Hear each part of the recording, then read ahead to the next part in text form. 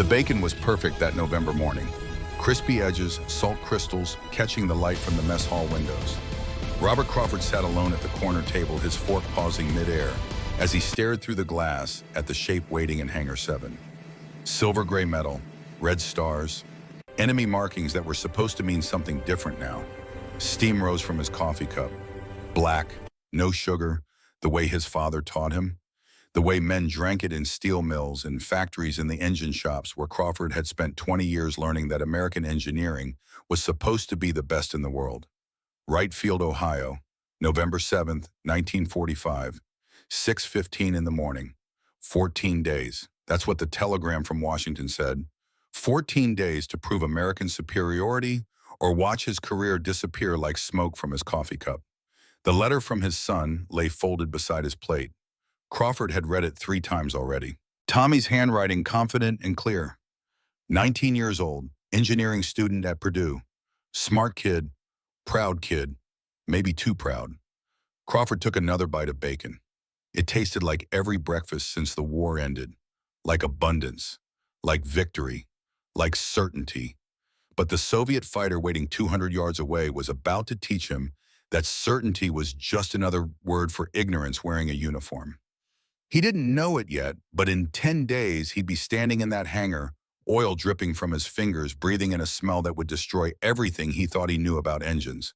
A smell of medicine, a smell of childhood, a smell that had no business being anywhere near a fighter aircraft that helped bring down the Third Reich. The smell of castor oil, but that moment was still coming. Right now, Crawford was just a man eating bacon, drinking coffee, reading his son's letter one more time, and trying to convince himself that the next 2 weeks would confirm what he already believed. That America built better because America thought better. That Soviet technology was crude imitation at best. That the fighter plane with the red star was primitive, lucky, nothing more. He was wrong about all of it. Crawford pushed his plate away. The bacon was cold now anyway. He picked up Tommy's letter, unfolded it slowly, and read the words again, even though he had them memorized. Dear Dad, Professor Henderson lectured on Soviet technology today. He says they won with numbers, not innovation. Their equipment is crude copies of Western designs at best. He showed us photos of T-34 tanks. The welding looks rough, he said, like farmers' work. It makes me proud. We Americans build better because we think better design, better innovate better. I'm following in your footsteps, Dad. Crawford folded the letter and tucked it into his breast pocket. His coffee had gone cold too. Outside, the sun was climbing higher, burning off the morning frost, illuminating the red stars on that Soviet fighter's wings. Somewhere in the back of his mind, a small voice whispered a question he didn't want to hear. What if Professor Henderson was wrong? What if crude didn't mean stupid? What if rough welding was just different? Welding optimized for different conditions. Crawford stood up. His chair scraped against the linoleum floor. The mess hall was starting to fill with morning shift workers, their voices low and tired, their coffee cups clattering against saucers. He walked to the window, pressed his palm against the cold glass. Hangar 7 stood there like a challenge, like a test he might fail. Colonel James Mitchell had called the meeting for 0700, 11 men, hand-picked, the best aircraft engineers America had to offer. Their job was simple. Take apart the Soviet La-7 fighter. Document everything. Prove that American engineering was superior. Write a report that would convince Washington that the Soviets were no threat, technologically speaking. 2 weeks, 14 days. Then the fighter would be shipped to a museum somewhere labeled as a curiosity, a relic of a war already fading into history books. Crawford turned away from the window. He needed more coffee. He needed to clear his head. He needed to stop thinking about his son's letter and start thinking like an engineer. But the bacon smell lingered in the mess hall. Rich, fatty, American. And Crawford couldn't shake the feeling that he was about to learn the difference between abundance and wisdom. The hangar doors were already open when Crawford arrived 20 minutes later. Cold November air mixed with the smell of oil and metal and something else he couldn't identify yet. The smell that would haunt him for the rest of his life. The team was assembling. 11 men standing in a loose semicircle around the Soviet fighter, coffee cups in hand, breath visible in the cold morning air. Thomas Hayes arrived first. 38 years old, MIT aerodynamics expert. drinking his coffee like it was medicine he didn't enjoy but knew he needed. He looked at the La-7 the way a man might look at a puzzle that offended him just by existing. Wood and fabric haze muttered to nobody in particular. In 1945, this is what they consider advanced. David Stein came next. 31, metallurgy specialist. Jewish. His family had fled Europe in 38, 3 steps ahead of the camps. He didn't say anything about the Soviet fighter, just stood there staring at it, his coffee cup held in both hands like he was trying to warm something deeper than his fingers. Derek Williams showed up eating a glazed donut, powdered sugar on his lips, confidence radiating from him like heat from an engine. 26 years old, Wright Aeronautical. Top of his class, the kind of young engineer who believed the textbooks more than he believed his own eyes. Soviet junk, Derek said around a mouthful of donut. We'll have it figured out by lunch, prove they're 20 years behind us. Easy job. Then Charles Morgan walked in, and the temperature in the hangar seemed to drop another 10 degrees. 52 years old, flew in the Great War, sop with camels over France, 47 missions. Came home with medals and nightmares and a reputation for knowing when young men were about to make fatal mistakes. Morgan didn't drink coffee. He just stood there in his worn leather jacket, looking at the La-7 like he was looking at a ghost. I've seen men underestimate simple machines, Morgan said quietly. The graveyards are full of them. Derek stopped chewing his donut. Colonel Mitchell arrived at exactly 0700, 51 years old, career officer, Pentagon promotion waiting if this project succeeded. If it failed, he'd spend the rest of his career pushing papers in some forgotten office in Oklahoma. Mitchell carried a folder thick with intelligence reports. He set it down on a workbench with a sound that echoed in the cold hangar. Gentlemen, Mitchell said, Polish pilots brought this La-7 over 2 weeks ago. Captain Jerzy Kowalski, good man, flew 47 missions against the Germans, chose freedom over going back east. This fighter is his gift to us, his way of saying thank you to America. Mitchell opened the folder, pulled out photographs, black and white images of La-7s in formation over Berlin. Spring of 45. The final battles. The Germans called it the Farmer's Plain. Mitchell continued, wood construction, fabric covering, looked primitive to them, then it killed them by the thousands. He laid out more photographs, crashed Focke-Wulfs, burned Messerschmitts, German pilot testimonies captured after surrender. Combat record, Mitchell said, tapping one particular document, 680 kilometers per hour at ground level, 1,000 meters per minute climb rate, 320 millimeter cannons. And this one, gentlemen, this one is the interesting part. He held up a photograph, a Soviet pilot standing next to a La-7, young face, hard eyes, the kind of eyes men get when they've seen too much death too young. Ivan Kozhedub, Mitchell said, Soviet ace. Flew one of these, spring of 45. Engaged 2 Messerschmitt 262s, jet fighters, 870 kilometers per hour capability. This man flying this piston engine fighter shot down one of them. Impossible, Derek said. That's propaganda. Mitchell looked at him. It's confirmed by German records. The jet was too fast for its own pilot. Couldn't maneuver tight enough. Kozhedub used this fighter's turn rate and put cannon rounds through the 262's engines. The German ejected. Survived. Told his debriefers exactly what happened. The hangar went quiet except for the sound of wind moving through the open doors. Crawford set his coffee cup down on the workbench, walked closer to the La-7. The morning sun was coming through the hangar doors, now illuminating the fighter from the side, casting shadows that made the red stars look like wounds in the metal. Wood, Crawford said, running his hand along the wing root. Pine, probably, covered with fabric. But the precision. He pressed harder, feeling the structure underneath. This isn't crude. This is calculated. Hayes joined him, pulled out a measuring tape, started checking tolerances. His coffee sat forgotten on the workbench, getting cold. Derek finished his donut, wiped his hands on his pants, walked around the other side of the La-7, looking for flaws, looking for proof of inferiority, looking for anything that would confirm what his professors had taught him. Stein stood apart from the others, looking at the red stars, thinking about his family, thinking about the fact that this Soviet fighter had helped defeat the same enemy that had murdered everyone he loved. Morgan just watched, hands in his pockets, quiet, seeing things the younger men couldn't see yet. Mitchell cleared his throat. 14 days, gentlemen. Washington wants actionable intelligence. They want to know if Soviet aviation is a threat. They want to know if we should take them seriously or if they just got lucky with this one design. He paused. Let that sink in. My promotion depends on this report, Mitchell continued. Crawford's reputation depends on it. But more importantly, America's strategic assessment of the Soviet Union depends on it. We're entering a new kind of war, a Cold War, and we need to know what we're dealing with. Crawford turned away from the La-7, looked at Mitchell. And if we find out they're better than us in some ways, then we learn from it, Mitchell said. And we get better ourselves. Derek made a sound halfway between a laugh and a cough. They're not better. Look at this thing. My kid could build a better fighter out of balsa wood. Morgan spoke without looking at Derek. Your kid doesn't have to build a fighter while his country is being invaded, while factories are being bombed, while half the skilled workers are dead or fighting on the front. These engineers built this with whatever they had. And it worked. That should terrify you, son, because it means they're smart enough to do more with less. The hangar went quiet again. Mitchell picked up his folder. First priority is external examination. Document everything. Measurements, materials, construction methods, photography from every angle. We start disassembly in 5 days. Questions. When do we open the engine? Crawford asked.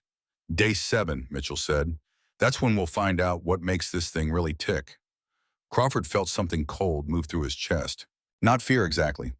More like anticipation mixed with dread. The engine was always where the real secrets lived. The morning passed in a blur of measurements and photographs and coffee that never stayed hot long enough. Crawford worked methodically documenting the fuel system. 3 tanks, simple plumbing, no unnecessary complexity, every connection accessible. Every valve clearly marked in Cyrillic letters that looked alien but weren't stupid. The electrical system surprised him. 28 volts instead of the American standard 12. Heavier wiring, more robust connections. At first glance, it looked over-engineered. Then Crawford understood. Arctic conditions, minus 40 Celsius starts. The heavier system wasn't wasteful, it was necessary. Each wire was labeled with permanent paint markings. No paper tags that could fall off. No metal plates that could corrode. Just paint. Simple. Permanent. Field maintainable. Crawford made notes. Tried to stay objective. Tried not to see the genius in every small decision. Lunch came and went. Sandwiches and potato chips from the mess hall. Coca-Cola in glass bottles. The teammates standing up, not wanting to leave the hangar, not wanting to miss anything. Derek was getting quieter. The more he looked at the La-7, the less certain he seemed. The wood construction that looked primitive from a distance revealed itself to be precisely engineered when examined up close. Every joint reinforced, every stress point calculated. Nothing accidental, nothing crude. Hayes was working on the wing profile, taking measurements every few inches, plotting them on graph paper. His hands moved mechanically, but his face showed confusion. The numbers didn't match what he expected. The profile was too good, too efficient, designed by someone who understood aerodynamics at a level that made Hayes uncomfortable. Stein found something in the landing gear. The steel forgings were simple in appearance but extraordinarily strong. Tested one in the machine shop. It withstood forces that should have bent it. The metallurgy was different from American standards, but not inferior. Just different. Optimized for different manufacturing constraints. Morgan spent most of the day just watching, observing how the team reacted, seeing their certainties slowly erode. He'd been through this before, in another war, with different machines. The lesson was always the same. Underestimate your enemy and he'll kill you. Respect him and you might survive. The sun was setting when Mitchell called for a briefing. The team gathered in a corner of the hangar. Someone had brought more coffee. It tasted like burnt promises. Findings, Mitchell said. Hayes spoke first. The wing profile is exceptional, better than expected. Whoever designed this understood laminar flow at an advanced level. The fabric covering should create more drag than metal, but the profile compensates. At low altitude, this wing is as good as anything we've built. Maybe better. Stein went next. The materials are different from our standards. Not worse, different. The steel alloys are optimized for different properties. Less chromium, more molybdenum. Result is slightly lower tensile strength, but much better impact resistance. For a fighter operating from rough fields, getting shot at, it's a smart trade-off. Crawford reported on systems. Everything is maintainable in field conditions. Simple tools, minimal training.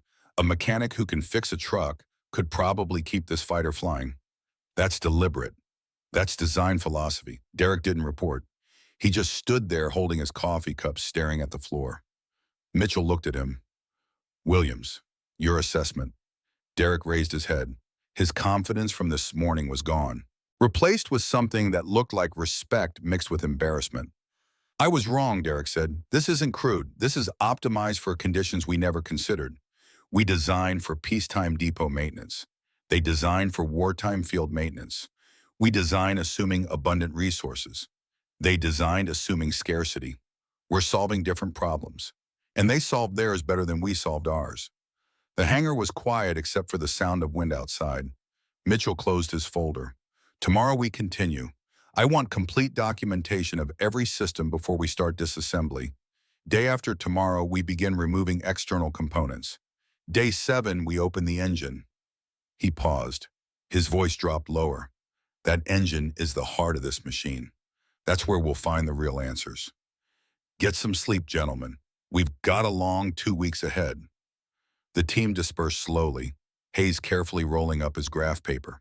Stein checking his metallurgy samples one more time. Derek walking out without saying anything to anyone. Crawford stayed behind, standing next to the La-7, running his hand along the fuselage. The metal was cold now. The sun had set completely. The hangar lights cast shadows that made the red stars look darker. Morgan appeared beside him. Two old men in a cold hangar, looking at a machine that was teaching them things they didn't want to learn. Can't sleep, Morgan asked. Crawford pulled Tommy's letter from his pocket, unfolded it, read the words again, even though he had them memorized. My son thinks we're the best because we're Americans, Crawford said. He thinks Soviet technology is crude because his professors tell him so. I taught him to be confident. Now I'm wondering if I taught him to be arrogant. Morgan was quiet for a long time. Then he spoke, his voice soft, almost lost in the cold air. I flew in the Great War. Gnome rotary engines. Larone, they ran on castor oil. The same stuff your mother gave you when you were sick. Medicine cabinet oil. Crawford looked at him. It was crude, Morgan continued. Leaked everywhere, smelled terrible. We thought we were modern, advanced, best in the world. Then after the war, we moved to petroleum oils, synthetics, better performance on paper. We abandoned castor oil, called it primitive. Morgan touched the La-7's propeller blade. Cold metal rang softly. Germans thought Soviets were primitive too. Thought T-34 tanks were crude. Thought Soviet planes were farmers' tools. Then Stalingrad happened, then Kursk, then Berlin. He turned to look at Crawford. You know what primitive means? It means we don't understand it yet. Crawford felt something shift in his chest, like a door opening in a room he didn't know existed. This engine we're going to open in a few days, Morgan said. It might teach us that everything we think we know is just everything we haven't questioned yet. They stood there in the cold hangar, two men on the edge of learning something that would change them. Crawford could almost smell it already. That sweet medicinal smell he couldn't identify. The smell that was waiting inside that engine. The smell that would shatter his certainty and rebuild it into something stronger and humbler and more honest. But he didn't know that yet. Right now, he just felt cold and tired and scared of what his son's letter represented. The arrogance of certainty, the pride that came before understanding. I need to write to Tommy, Crawford said. I need to tell him something. But I don't know what yet. Morgan smiled, thin and sad. You'll know. After we open that engine, you'll know exactly what to tell him. They walked out together, the hangar doors rolling closed behind them with a sound like thunder made of metal. The La-7 sat alone in the darkness. Red stars invisible now. Secrets locked inside 1,700 pounds of radial engine. Secrets that tasted like medicine and childhood and being wrong about everything that mattered. Crawford went back to his quarters, small room, single bed, desk with a lamp. He sat down, pulled out paper and pen, started to write a letter to his son, then stopped. What could he say? Don't be confident. Don't trust your professors. Don't believe America is the best.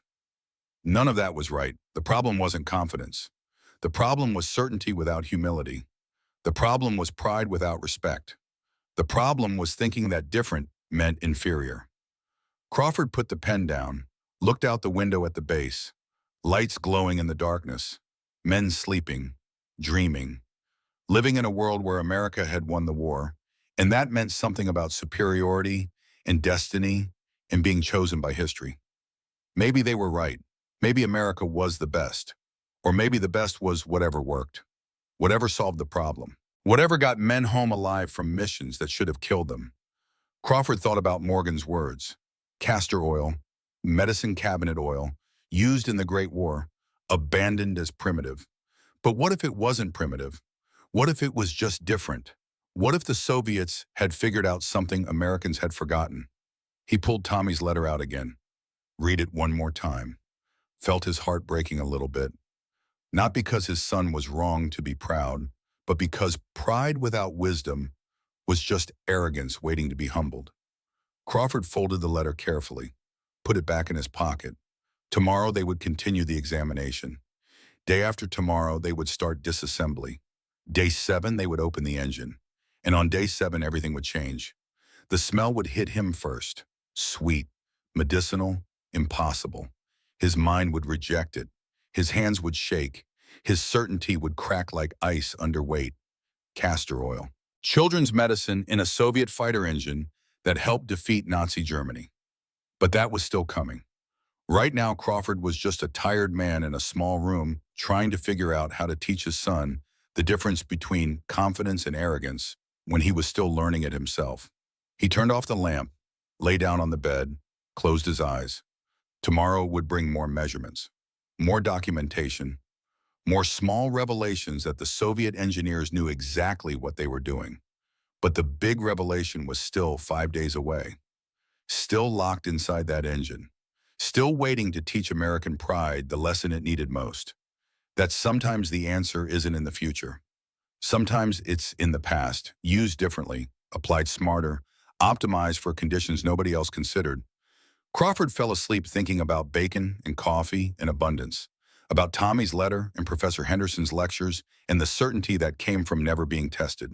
And in Hangar 7, the La-7 sat silent in the darkness, patient, holding its secrets, waiting for day 7 when American engineers would drain the oil and breathe in that smell and have every assumption destroyed in the space between heartbeats. The smell of medicine, the smell of genius, the smell of being wrong about everything that mattered and learning to be grateful for the lesson. But that was still coming. For now, there was only darkness and cold and the quiet sound of wind moving across an airfield where yesterday's enemies had become today's teachers, if anyone was humble enough to listen. Day 7 began with the smell of fresh coffee and the sound of bacon hitting hot griddles in the mess hall. Crawford sat at the same corner table, same plate of eggs and crispy bacon, same black coffee, steaming in the cold morning air. But everything felt different. 6 days of examining the La-7 had created cracks and certainties he'd held for 20 years. Small cracks. Hairline fractures in the foundation of everything he thought he knew about engineering. Today, those cracks would become canyons. Today, they would open the engine. The team assembled in the mess hall, Hayes eating oatmeal like a man going to surgery, Stein picking at scrambled eggs, his mind already in the hangar, Derek with a stack of pancakes drowning in syrup, but the confidence from day 1 was gone, replaced with something quieter, more careful. Morgan arrived last, just coffee, black. He sat down across from Crawford and didn't say anything for a long time. Just watched the younger men eat, watched them prepare themselves for something they didn't know was coming. Today's the day, Crawford said. Morgan nodded. You ready for it? Crawford thought about that question. Ready for what? Ready to confirm American superiority, ready to document Soviet inferiority, ready to write a report that would make Washington happy and secure his career, or ready to learn he'd been wrong. I don't know what I'm ready for, Crawford admitted. Morgan smiled that thin, sad smile. Good, that's the right answer. Mitchell arrived at 06:45, stood at the head of the table where the team had gathered. He looked tired, lines around his eyes that hadn't been there a week ago. The weight of 14 days pressing down on his shoulders. 7 days gone. 7 days left. "Gentlemen," Mitchell said, "today we extract the engine. Today we see what's really inside this machine. This is what Washington is waiting for. This is what matters." He paused, looked at each man individually. "Document everything. Photograph everything. Every measurement, every observation, every detail. We get one chance at this. Let's not waste it." The walk to Hangar 7 felt longer than usual. November wind cutting through coats, breath visible in cold air. The sun climbing slowly, burning off frost, illuminating the red stars on wings that had flown over Berlin in the last days of Nazi Germany.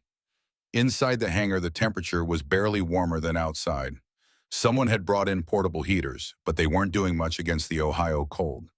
The La-7 waited on its analysis stand, engine cowling, already removed the massive radial engine, visible like a mechanical heart exposed to daylight. 14 cylinders arranged in 2 rows, cooling fins catching light, oil stains on metal, the smell of grease and fuel, and something else Crawford still couldn't identify. Something sweet, something wrong. Crawford set his coffee cup down on a workbench, rolled up his sleeves despite the cold. This was it, the moment everything had been building toward. The team worked methodically through the morning, disconnecting fuel lines, removing ignition wiring, unbolting accessories, each component documented before removal, each connection photographed, each measurement recorded in notebooks that would become classified reports read by men in Pentagon offices who had never touched an engine in their lives. The propeller came off first. 3 blades of polished metal, variable pitch mechanism exposed, hydraulic actuation driven by oil pressure, no backup electric system, just oil pressure in a spring-loaded failsafe. Simple, reliable, field maintainable. Derek examined the pitch change mechanism, ran his fingers over the machining. The tolerances were tight, tighter than they needed to be for the simple design. Someone had cared about this. Someone had taken pride in making it right. "Okay," Derek said quietly. "This is actually smart. Redundancy through simplicity instead of complexity." It was the first time he'd said anything positive in 2 days. The magnetos came next, 2 of them. Iskrovniki in Russian. Similar to American scintilla designs, but housed in casings that looked overbuilt. Massive metal shells, way heavier than they needed to be. Why so heavy, Hayes wondered aloud. Stein measured the casing thickness, then he understood. Protection. These things are designed to survive crash landings, getting shot, field damage. They're not optimized for weight. They're optimized for not breaking. Crawford made notes. Every choice has a reason. Every design decision answers a question. The question is, what questions were they asking? Lunch came at noon, sandwiches and chips brought in from the mess hall. The teammates standing up, not wanting to leave the hangar, not wanting to break momentum. Coca-Cola in glass bottles, cold and sweet. American abundance that nobody commented on, but everyone noticed. By 1300 hours, they were ready for the main event. Extracting the engine from the airframe, the specialized hoist rolled into position. Heavy steel crane rated for 2 tons. The ASH-82FN engine weighed 880 kilograms. 1,940 pounds of aluminum and steel and secrets. Crawford supervised the attachment points. 4 eyes welded to the crankcase specifically for lifting. The Soviets had thought of that too, had made removal easier, had designed for maintenance from the start. The cable tightened, the hoist groaned. Slowly, carefully, the engine began to separate from its mounts. 12 massive bolts holding 1,700 pounds of machinery. Crawford had checked the torque on each one. Perfect. Not over tight, not loose. Exactly right. The engine hung in the air, swaying slightly. Oil dripping from somewhere. Dark drops hitting the concrete floor with soft sounds that echoed in the cold hangar. 20 minutes to clear the airframe, threading it past structural members. Around control cables, through openings that seemed too small until you understood the geometry. Someone who knew what they were doing had designed this installation. The engine settled onto the analysis stand, massive steel frame with adjustable supports. They secured it carefully, bolted it down, positioned it so they could rotate it to any angle. Access any component. Crawford walked around it slowly. This was his domain. Engines, power plants, the mechanical hearts that turned fuel into flight. He'd designed them, built them, tested them, certified them for war production. But he'd never seen anything quite like this. The ASH-82 FN radial, 14 cylinders, 1,850 horsepower, 2.1 horsepower per kilogram. Numbers that match the best American engines. Numbers that shouldn't be possible with the crude materials and limited manufacturing the Soviets supposedly had. Tomorrow we start internal examination, Mitchell said. Tonight get some rest. We've got 7 days left, and this is where the real work begins. But Crawford stayed. After the others left, after the hangar grew quiet, he stood there in the cold looking at the engine and felt that strange anticipation again. Like standing on the edge of something. Like waiting for a storm that hadn't arrived yet but was coming. Coming soon. Day 8 started the same way. Coffee and bacon. But Crawford couldn't taste either one. His mind was already in the hangar. Already circling that engine. Already asking questions he didn't have answers for. The first cylinder came off at 0900 hours. 12 bolts, simple hand tools, 5 minutes to remove. The cylinder lifted away cleanly, revealing the piston inside. Hayes examined the cylinder walls, took measurements, checked for wear. His face showed confusion. This engine has hundreds of hours on it, Hayes said. Combat hours, hard use. But the cylinder wear is minimal. The honing marks are still visible. That shouldn't be possible. Stein looked through a magnifying glass at the cylinder bore. The metal showed almost no scoring, no significant wear. Something was protecting these surfaces better than it should. Crawford extracted the piston, held it up to the light. Aluminum alloy, precisely machined. But something was wrong, or right, or different in a way that changed everything. 2 rings, Crawford said slowly. Just 2 compression rings, no oil control ring. The team gathered closer. Derek stared. That's impossible. Without an oil control ring, this engine should smoke like a chimney, should burn oil by the gallon, should foul spark plugs every few hours. But it doesn't, Stein said. The exhaust stacks show minimal oil burning. We documented that on day 2. Hayes pulled out his notebook, flipped through pages, found the entry, confirmed. Exhaust analysis showed normal oil consumption, well within acceptable limits. So how, Derek asked, how does it work without an oil control ring? Crawford turned the piston slowly in his hands, looked at the 2 rings, thought about everything they'd learned in 6 days of examination. Every choice has a reason. Every design answers a question. What if, Crawford said slowly, what if the oil doesn't need controlling? What if the oil behaves in a way that makes the 3rd ring unnecessary? The hangar went quiet. Morgan's voice came from the back where he had been watching. What kind of oil behaves that way? Crawford looked at him. I don't know, but we're about to find out. They broke for lunch. Fried chicken from the mess hall, crispy, hot, mashed potatoes and gravy, green beans, corn, apple pie for dessert. The smells filled the corner of the hangar where they'd set up a makeshift break area. Morgan sat down with his plate, took a bite of chicken, watched the younger men eat. You know what this reminds me of, Morgan said. Crawford looked up. What American abundance. We take it for granted. Hot food, fresh coffee, every single day. We won the war and came home to this. Stein pushed his potatoes around. Soviet engineers designed this engine while starving, while their factories were being bombed, while half their country was occupied. They used what they had, Hayes said, and made it work better than it had any right to. Derek had been quiet all morning. Now he spoke, his voice different than it had been a week ago. Smaller, more honest. I've been an ass, Derek said. I came here thinking I knew everything, thinking my professors knew everything, thinking American engineering was automatically superior just because it's American. He set his fork down. But confidence without humility isn't confidence. It's just arrogance waiting to be humbled. Crawford felt something shift in his chest, felt pride mixed with recognition. Derek was learning, growing, becoming the kind of engineer America actually needed instead of the kind engineering schools were producing. The afternoon of day 8 moved faster, more components removed, more measurements taken, more mysteries uncovered. The oil pump was massive, Oversize for the engine displacement. Capacity of 80 liters per minute. Way more than necessary for normal oil. Unless the oil was thicker than normal.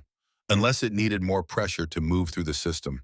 Unless the entire engine was designed around oil properties that American engineers had forgotten existed. Day 9 started with rain. Cold November rain that turned the base into mud and made the walk to Hangar 7 miserable.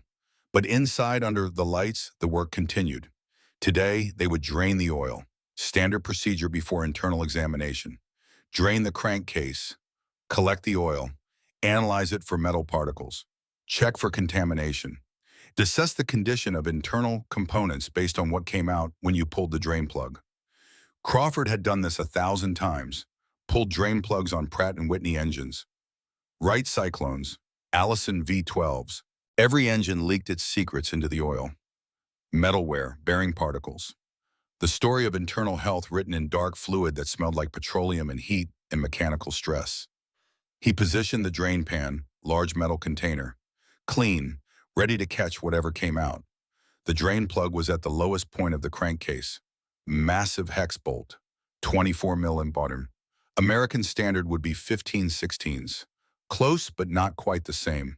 Crawford fitted the wrench, applied pressure. The bolt was tight, 880 kilograms of engine weight pressing down. But it gave, started to turn, threading out slowly. The team had gathered around, watching, waiting for oil to flow, waiting for the color and consistency to tell them about the engine's condition, waiting for confirmation of what they expected to find. Crawford turned the bolt. 1 rotation, 2, 3, almost there, almost out, last few turns, hand tight now. The bolt came free. Crawford pulled it clear of the threads, and that's when everything changed. Oil began to flow, dark, thick, sluggish in the cold hangar air. Normal so far, expected, standard. Then the smell hit. Crawford froze. Wrench in one hand, drain plug in the other, his entire body going rigid as his brain tried to process what his nose was telling him. That smell, sweet, medicinal, impossible. Childhood memories flooding back. Being 8 years old, sick with flu. His mother standing over him with a spoon. That terrible taste, that unforgettable smell. This will help Bobby. Old remedies work best. Castor oil? The wrench slipped from Crawford's fingers, hit the concrete with a sound like a gunshot in the quiet hangar. Hayes stepped closer, wrinkled his nose. Bob, what is that smell? Stein inhaled, frowned. That's not engine oil. That's something else. Derek moved around to see better. Smells like medicine, like something from a pharmacy. Crawford stood frozen. The oil was pooling in the drain pan now, dark and thick and wrong. Everything was wrong. This couldn't be. This was impossible. This violated every principle of modern engine design, every advancement since 1920, every reason they'd moved away from plant-based oils to petroleum synthetics. His hands were shaking. He reached down, dipped his finger in the flowing oil, rubbed it between thumb and forefinger, brought it close to his nose. 20 years of engineering knowledge collapsing like a house of cards in a hurricane. Crawford's voice came out barely audible.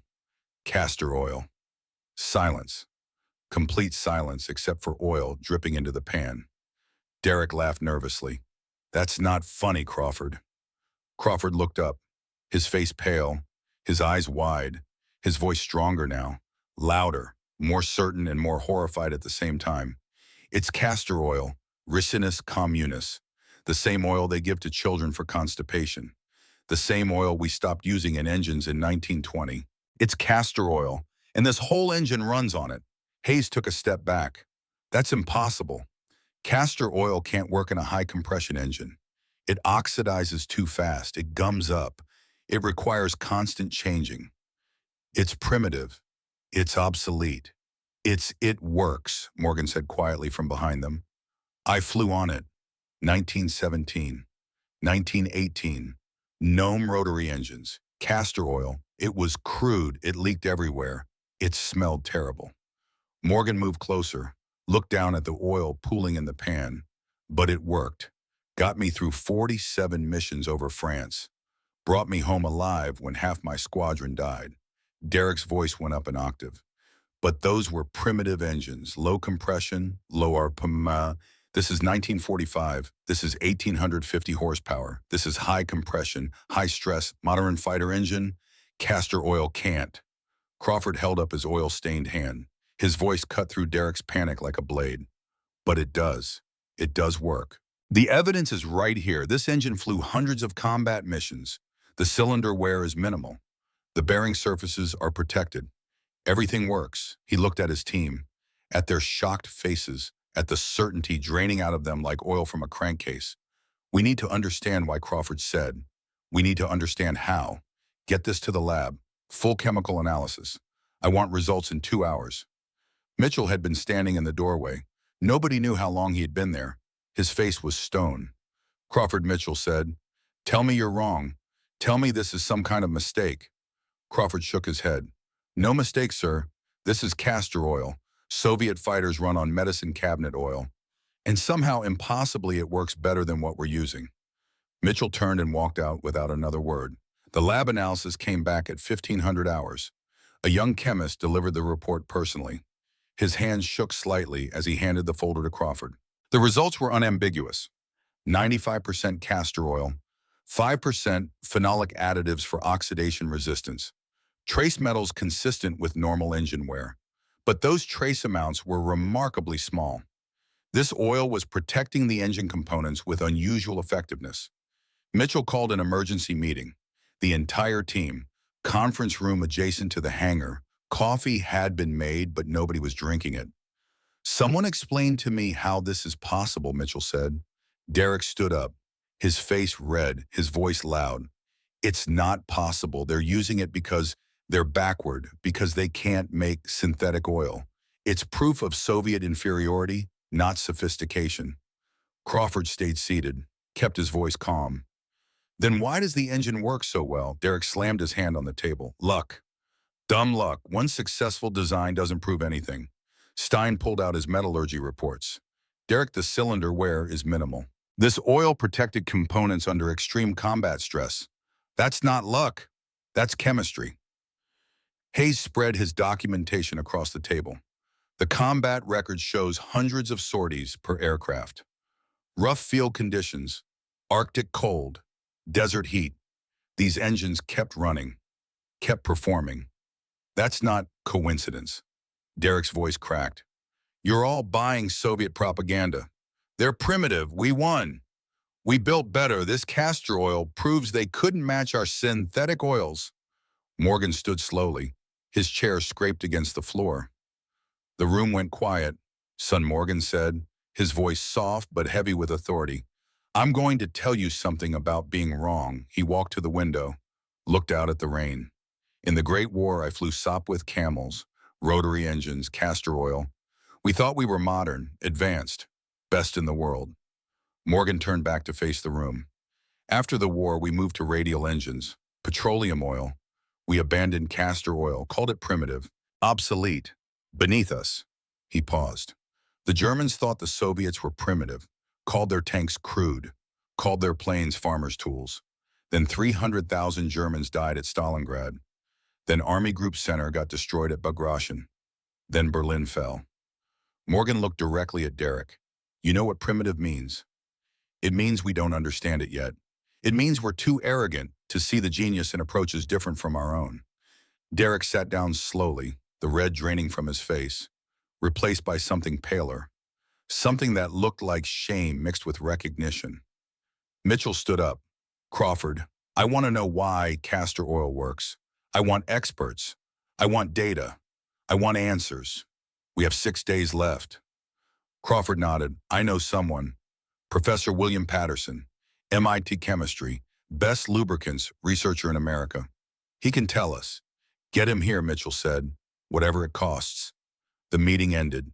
The team dispersed slowly. Nobody made eye contact. Nobody wanted to acknowledge what they were all thinking, that they'd been wrong, completely, fundamentally, wrong about everything. Crawford stayed in the conference room, alone, staring at the lab report. 95% castor oil, the same oil his mother gave him as a child. The same oil that tasted terrible and worked perfectly. The same oil that powered Soviet fighters to victory over Berlin. He pulled out Tommy's letter. Read it again. We Americans build better because we think better. Crawford folded the letter carefully, put it back in his pocket, sat there in the empty conference room, and tried to figure out how to tell his son that thinking better didn't mean thinking the same. That building better depended on the question you were asking. That American superiority wasn't automatic, wasn't guaranteed, wasn't a birthright.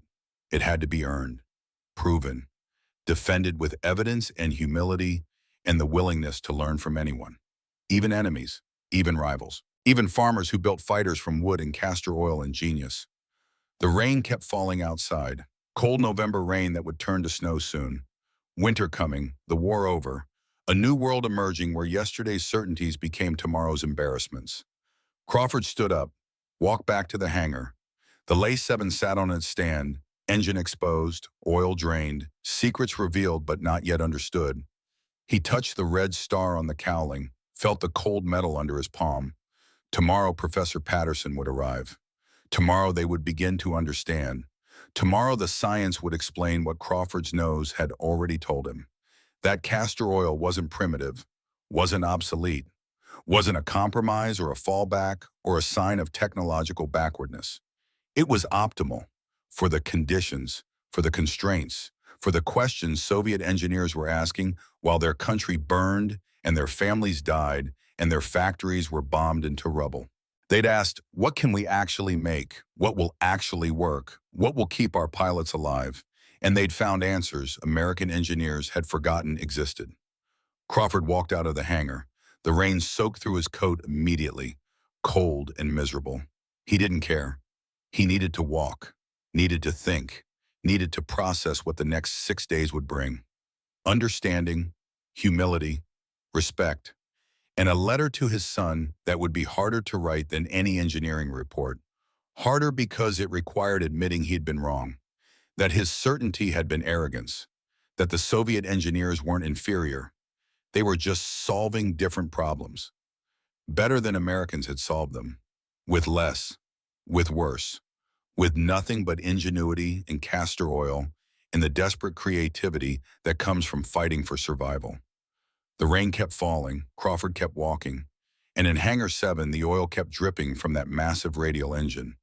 Dark drops on concrete, each one carrying secrets, each one smelling of medicine and genius and the price of being wrong. Tomorrow would bring answers, science, data, proof. But Crawford already knew the truth, had known it the moment that smell hit his nose, the moment his childhood memories collided with his engineering pride. America wasn't automatically the best. America had to learn, had to listen, had to respect. Even when the teacher was an enemy, even when the lesson tasted like medicine, even when the truth smelled like everything you'd been taught to dismiss as primitive. Crawford reached his quarters, soaked, cold, changed. He sat down at his desk, pulled out paper and pen, started to write. Dear Tommy, then stopped. What could he say? How could he explain? How could a father teach his son that everything the professor said was half-truth at best? Crawford put the pen down. Tomorrow, he'd write tomorrow, after Patterson arrived, after the science confirmed what his nose already knew, after he fully understood the lesson himself. Only then could he teach it to his son. He lay down on his bed, closed his eyes, tried to sleep, but all he could smell was castor oil. Sweet, medicinal, impossible. The smell of genius hiding in plain sight. The smell of answers everyone had stopped asking questions about. The smell of Soviet engineers solving American problems better than Americans had. And that smell would haunt him for the rest of his life, not because it was wrong, but because it was right. And that changed everything. Professor William Patterson arrived on day 10 in a car that looked older than most of the engineers examining it. 67 years old, white hair combed straight back, bow tie under his wool coat, 2 leather suitcases full of equipment that clinked and rattled as he carried them into Hangar 7. Crawford met him at the entrance, shook his hand, felt the strength still in those old fingers. Fingers that had spent 40 years handling chemicals and lubricants and the molecular secrets of friction. Professor Crawford said, Thank you for coming on short notice. Patterson set down his suitcases, looked past Crawford at the La-7 sitting on its stand, engine exposed, oil stains on concrete beneath it. You told me Soviet fighters run on castor oil, Patterson said. I told you that was impossible. You said come see for yourself. Crawford gestured toward the engine. The evidence is right there. We drained it 3 days ago. Chemical analysis confirmed. 95% castor oil. And the engine works perfectly, better than it should. Patterson walked closer, knelt down beside the drain pans still sitting under the engine, dipped his finger in the remaining oil, rubbed it between his fingers, brought it to his nose. His eyes widened. My God, you're right. He stood up slowly, looked at Crawford with something between respect and disbelief. Do you understand what this means? Patterson asked. Do you understand the implications? Crawford shook his head. That's why you're here, to help us understand. Patterson spent the rest of day 10 setting up his laboratory in the corner of the hangar. Bunsen burners, glass beakers, viscosity testing equipment, temperature-controlled baths, chemical analysis tools that looked like they belonged in a university rather than a military hangar. The team watched him work. Precise, methodical, every movement practiced from decades of experience. This was a man who knew his craft, who understood lubricants at a level that made engine designers look like children playing with blocks. By evening, Patterson had his first results. He called the team together, set up a chalkboard, drew molecular diagrams that most of them didn't fully understand but respected anyway. Gentlemen, Patterson began, I've spent 40 years studying lubricants, petroleum oils, synthetic compounds, additives, molecular structures. I thought I knew everything there was to know. He tapped the chalkboard. This castor oil has reminded me that knowledge and wisdom are different things. We abandoned castor oil because we could afford better. But we never asked if better meant better for all conditions, just better for our conditions. Hayes raised his hand. What makes castor oil different? Patterson drew a long molecular chain on the board. Castor oil is primarily ricinoleic acid, long-chain fatty acid with a hydroxyl group right here. This creates molecular polarity. One end of the molecule is attracted to metal at the atomic level. He demonstrated with 2 metal plates, coated one with castor oil, coated one with synthetic petroleum oil, tilted both vertical. The synthetic oil ran off immediately. Left bare metal, the castor oil stayed, clung to the surface, refused to drip. This is adhesion, Patterson explained. The oil molecules bond to metal surfaces. They don't just sit on top, they attach. At temperatures up to 220 degrees Celsius, this bond holds. The metal never touches metal, even under extreme pressure, even under combat stress. Derek spoke up quietly. So cold starts. Patterson nodded. No dry metal contact, ever. The protective layer never fully leaves the surface. You could let this engine sit for a month in Arctic cold. Start it up. Zero wear during that critical first 30 seconds when most engine damage occurs. Stein leaned forward. But castor oil oxidizes, goes rancid. That's why we abandoned it. Patterson smiled. True, it requires changing every 25 hours instead of 50. But look at this. He showed temperature stability graphs, viscosity measurements across a range from -40 to +40 Celsius. Castor oil maintains protective viscosity across a much wider temperature range than petroleum synthetics. It works in Siberian winter and African summer. Same oil, no seasonal changes needed. And it doesn't thin dangerously at high temperatures like synthetics do. Crawford was making notes, writing everything down. His hand cramped from the pace, but he didn't stop. There's more, Patterson said. Castor oil doesn't mix with gasoline. If some oil gets past the compression rings into the combustion chamber, which happens in radial engines, it doesn't dissolve in the fuel. Doesn't weaken combustion, just burns separately. Clean, minimal carbon deposits. He pulled out microscope slides, showed samples of combustion chamber deposits. One from an American engine running synthetic oil, one from the La-7. The American engine showed thick carbon buildup, black, crusty, the kind of deposits that reduce efficiency and cause pre-ignition. The La-7 sample was nearly clean. Thin brown residue, minimal buildup. This engine could run longer between overhauls, Patterson said, not despite the castor oil. Because of it, the hangar was silent except for the sound of wind outside. Cold November wind that carried the promise of snow. Derek stood up. His voice was different now, smaller, honest. Professor Derek said, "Are you telling us that castor oil is superior to synthetic petroleum oils?" Patterson shook his head. I'm telling you it's superior for their air optimization criteria. The Soviets optimized for field maintenance, extreme temperatures, indigenous production, and combat reliability. For those criteria, castor oil is optimal. He paused. We optimized for depot maintenance, consistent climate control, petroleum supply chain logistics, and extended service intervals. For our criteria, synthetic oil is optimal. Patterson looked around the hangar, met each man's eyes. Neither choice is wrong. But dismissing their choice as primitive, that's the mistake.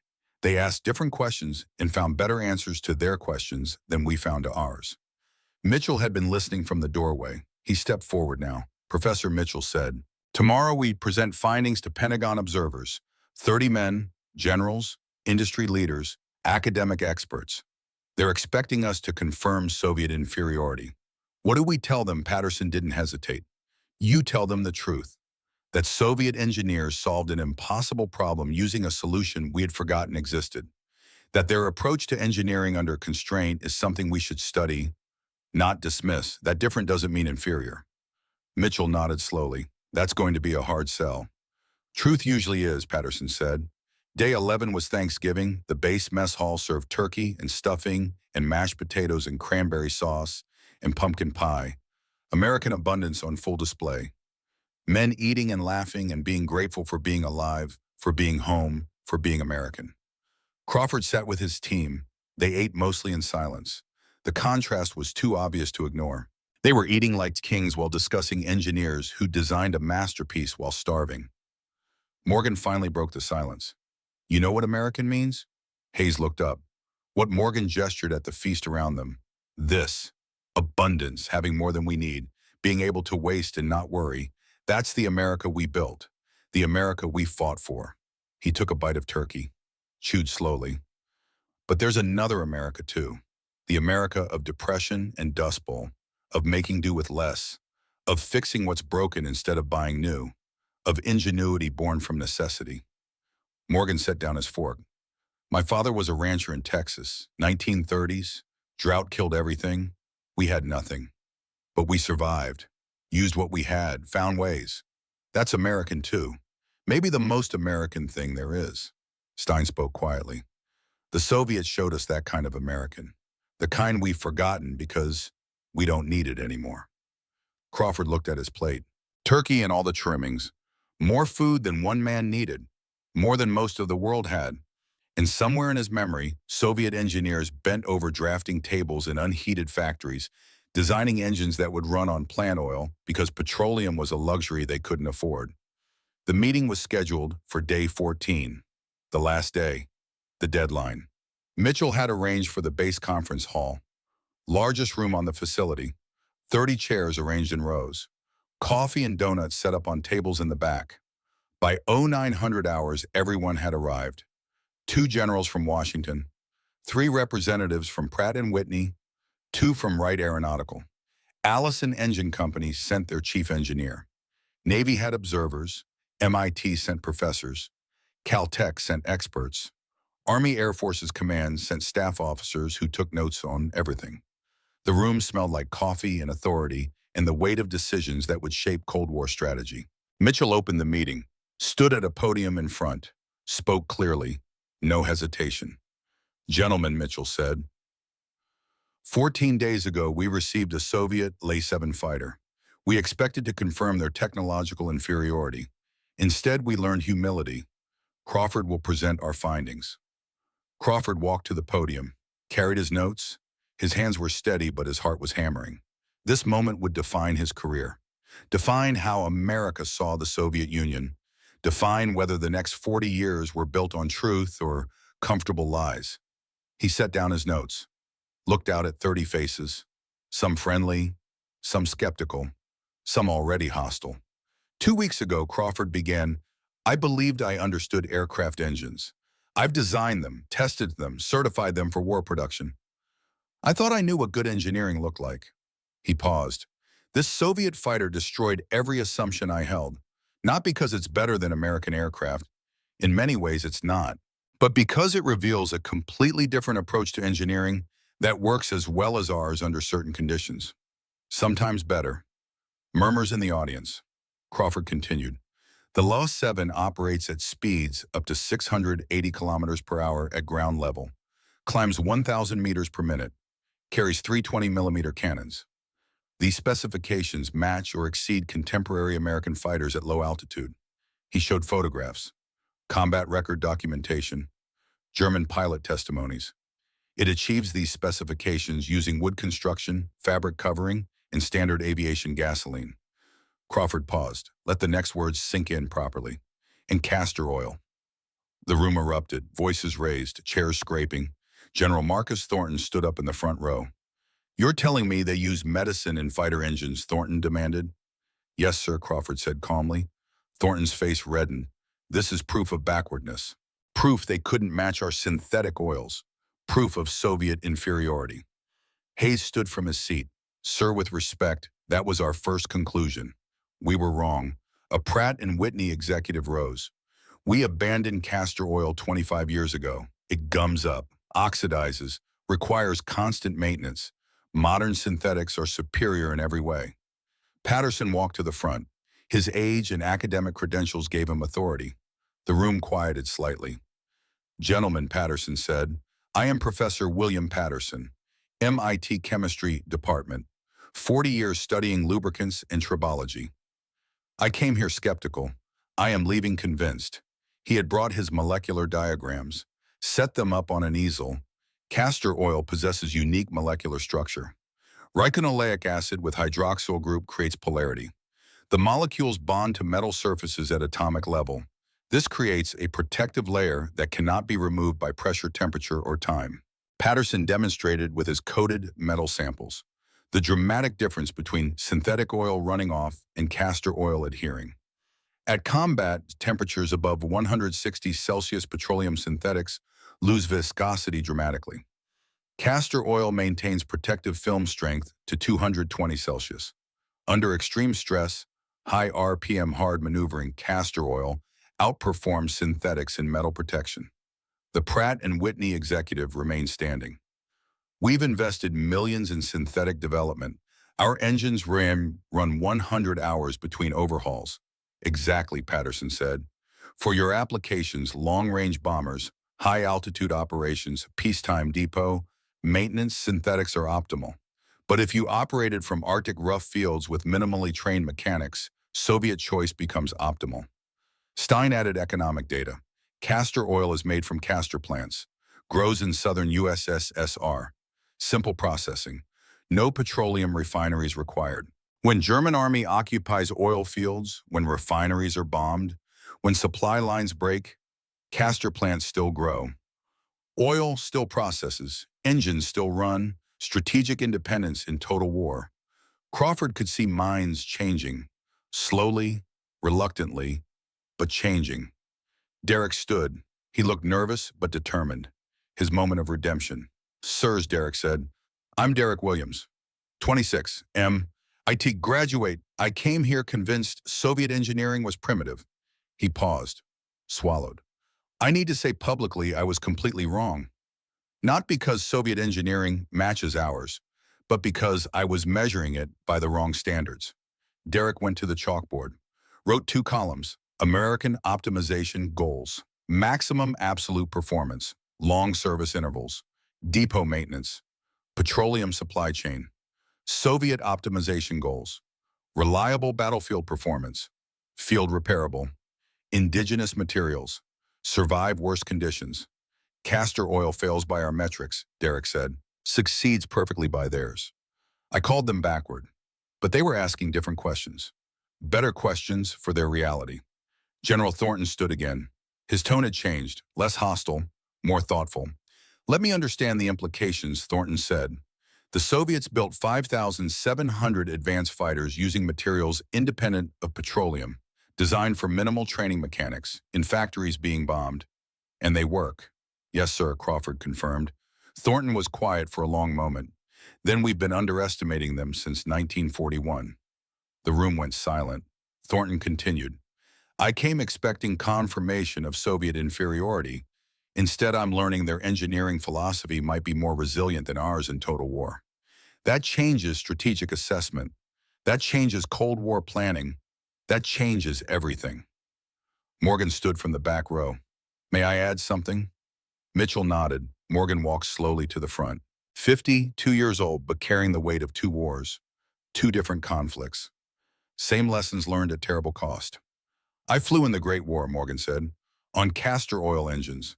Gnome and Larone rotaries, they were crude, leaked oil into the cockpit. I flew home smelling like a medicine cabinet every mission. He paused. Let memories surface. But they got me through 47 missions, through storms, through combat, through mechanical failures that should have killed me. In 1920, we abandoned castor oil, called it primitive, moved to petroleum synthetics. We were right to do so for our context, our needs, our optimization criteria. Morgan looked around the room. But Soviets asked different questions. They looked at old technology and asked, can we use these properties differently? They didn't go backward. They went sideways, found alternate path to same goal. That's not primitiveness. That's creativity under constraint. That's ingenuity. That's doing more with less. He paused again. His voice grew softer, but somehow more powerful. And those are American values too. My father was a Texas rancher. Dust Bowl years. We had nothing. But we survived, used what we had, fixed what broke, made do, found ways. That's American spirit, not just abundance. Also, resourcefulness. Morgan looked directly at the generals. Soviets showed us that spirit isn't uniquely ours. Other people can be resourceful too, can innovate too, can be smart too. That doesn't diminish us. That should humble us. Make us better. Make us respect opponents instead of underestimating them. The room stayed quiet after Morgan finished. Men thinking, reconsidering, understanding that this wasn't just about oil or engines. This was about how America would approach the next 40 years. Mitchell stood. Our recommendation is clear. Establish permanent technical intelligence analysis for Soviet engineering. Assessed by their optimization criteria, not ours. Study their approaches to constraint. Apply lessons where relevant, and most importantly, never underestimate capability based on different methodology. General Thornton nodded slowly. I'll ensure these recommendations reach Joint Chiefs. This briefing stays classified, but the lessons get incorporated into strategic planning. The meeting ended at 1400 hours. Men filed out slowly, conversations in small groups, coffee refilled, donuts ignored. Too much to think about. Too many assumptions overturned. Crawford found Derek outside, standing in the cold November air, looking at nothing. You did good in there, Crawford said. Derek shook his head. I've been an arrogant fool. My professors taught me to think American engineering was automatically superior. I believed it without questioning. You learned, Crawford said. That's what matters. That's what makes you a real engineer. Derek looked at him. I'm requesting transfer. Want to work permanent technical intelligence. Study more Soviet designs. Crawford extended his hand. I'll recommend you. We need engineers who can admit being wrong. They shook. American handshake. Respect earned through humility. Morgan found Crawford that evening. The hangar was empty now, just two old men and a Soviet fighter that had taught them both something they needed to learn. They sat on a workbench. Morgan pulled out a flask. Bourbon, American whiskey. They passed it back and forth in silence for a while. You going to write to your son, Morgan asked. Crawford nodded. Tonight, I know what to say now. Morgan took another sip. What's that? Crawford pulled out Tommy's letter, unfolded it one last time. Read the words he'd memorized. He's proud we're American, proud of American engineering. I want him to stay proud, but I need to teach him that pride without respect for others becomes arrogance. That confidence without humility becomes blindness. Morgan handed back the flask. That's a hard lesson. Crawford drank, felt the warmth spread through his chest. Best lessons usually are. That night, Crawford sat at his desk, pulled out clean paper, picked up his pen, started to write. Dear Tommy, I came to Ohio to study a Soviet fighter. Your professors would call it primitive. It's made of wood and fabric, uses oil from plants, needs changing twice as often as ours. But son, it works. It works better than our planes at the job it was designed for. Not because Soviets got lucky, because they thought differently than us. We asked, how do we make the best possible machine? They asked, how do we make the best machine we can actually build and maintain?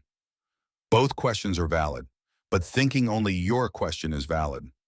That's not confidence, Tommy. That's arrogance. Germans were arrogant, thought Soviet weapons were crude. Then they lost. I want you proud of American engineering. I am. But pride without respect for others becomes blindness. The engineer who thinks he has nothing to learn has stopped being an engineer. I love you. Come home at Christmas. We'll have apple pie and coffee, and I'll tell you about a plane that taught your father humility. Love, Dad. Crawford sealed the letter, addressed it, set it aside for morning mail. Felt lighter somehow, like he'd passed on something important. Something Tommy needed to hear before the world taught him the hard way. Day 15 brought unexpected visitors. Captain Jerzy Kowalski arrived with a translator, the Polish pilot who'd flown the La-7 over, who'd chosen freedom, who'd given America this teacher disguised as a fighter plane. Kowalski was thin, haunted eyes, 35 years old but looked 50. War did that to men. Through the translator, Kowalski spoke to the assembled team. I flew La-7 for Soviet Air Force, Polish squadron. We fought together against fascists. When war ended, I chose freedom, chose West, brought this plane as thank you gift to America. He paused, looked at the La-7 sitting quietly in the hangar. You studied it, you learned from it. This makes me happy. During war, I hated Soviets. They occupied my country, but I hated Germans more. In La-7, it kept me alive. 47 missions. Morgan stepped forward. The same number, 47 missions in the Great War. The coincidence wasn't lost on anyone. What will you do now? Morgan asked. Kowalski smiled slightly. Texas, maybe. They say Polish pilots can work on ranches. I rode horses in Poland before war. Maybe I ride again in Texas. Morgan extended his hand. Captain, I know ranchers in Texas. I'll write letters, make introductions. Kowalski shook his hand. Thank you. America is generous. Morgan's voice was gentle. America recognizes courage and skill. You brought us a teacher. That's a gift worth repaying. They stood there, former enemies, new friends, the American dream working the way it was supposed to, war fading into history. Peace-building bridges between men who'd pointed guns at each other months before. Crawford watched and understood something fundamental. Engineering wasn't about machines, it was about people, about learning from anyone willing to teach, about respect transcending politics and nationality and the accidents of birth. The La-7 was shipped to a museum in December, crated carefully, documentation sealed in classified folders. The report went to Washington, 247 pages. Most of it would stay secret for 50 years. But the lessons spread quietly, through officers who read it, through engineers who heard whispers, through teachers who understood something important had been learned in that Ohio hangar. Don't underestimate opponents. Don't assume different means inferior. Learn from everyone. Best idea wins regardless of source. American values, after all. Crawford went home for Christmas. Tommy came back from Purdue. They sat at the kitchen table eating apple pie and drinking coffee and talking about engineering. Dad, Tommy said, I got your letter. My professor said you were wrong about the Soviets. What did you say? Crawford asked. Tommy smiled. I said my father taught me that being wrong is how you learn to be right, and that any professor who thinks he has nothing to learn probably has the most to learn. Crawford felt pride swell in his chest. That's my boy. Years passed. Crawford retired. Tommy became a professor himself, taught engineering history, always started his classes with the story of the La-7 and the castor oil secret. The Cold War continued, but American strategists who'd read Crawford's report approached it differently. With respect, with caution, without the fatal underestimation that had cost Germany everything. Sputnik launched in '57, Americans were shocked, but some remembered the La-7 lesson. Remembered that Soviet engineers could do remarkable things with limited resources. The shock led to investment, to education, to the space program that eventually put men on the moon. Cuba 62, missile crisis. Kennedy's advisors remembered the La-7, remembered not to underestimate Soviet capability. Caution prevented catastrophe. Crawford died in 75. Thanksgiving Day, surrounded by family. Tommy held his hand at the end. "You taught me good lessons, Dad," Tommy whispered. Crawford smiled. "The La-7 taught me. I just passed them on." Decades later in 2020, Crawford's grandson Michael found the declassified report in National Archives.